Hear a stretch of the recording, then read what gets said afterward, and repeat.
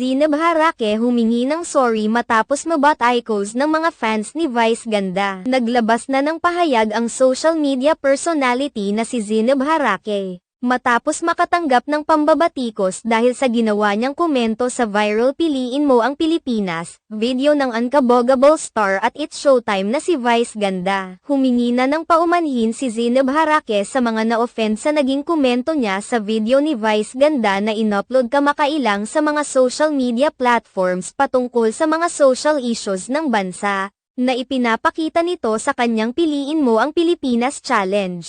Sa pamamagitan ng kanyang Instagram story, inilahad ni Zineb Harake ang kanyang apology letter sa lahat ng mga taong na-offend sa komentong iniwan niya sa viral video ni Vice Ganda. Matatandaan na marami ang tumaas ang kilay nang mabasa ng nakakarami ang komento ni Zineb Harake sa viral video ni Vice Ganda na, "Laro love you." Ayon sa maraming mga netizens na hindi laro, ang inihahatid na mensahe ni Vice Ganda na makikita sa kanyang Piliin Mo ang Pilipinas Challenge.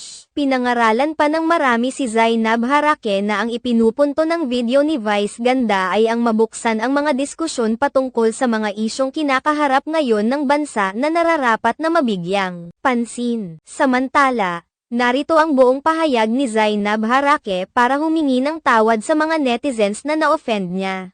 Sa mga na-offend ko sa comment ko kay Meme Vice, I am really sorry na amaze lang talaga ako ng sobra sa pagiging witty niya sa paggawa ng content dahil napasok niya ang social issues in which we all should be aware of. I really do love her and I will always support her no matter what. Nagkausap na din kami ni Meme Vice about this. Let's all support Meme Vice and let's continue to use our platform for better purposes and to uplift one another and our country. Sa kabila ng paghingi ng paumanhin ni Zineb Harake, marami pa ring mga netizens ang patuloy siyang binabatikos dahil sa kabobohan umano nito. Iginiit nila na hindi naman sila na-offend sa komento nito sa video ni Vice Ganda kundi nababohan sila sa naging pahayag nito. Sa ngayon ay hindi pa naman naglalabas ng pahayag si Vice Ganda patungkol rito.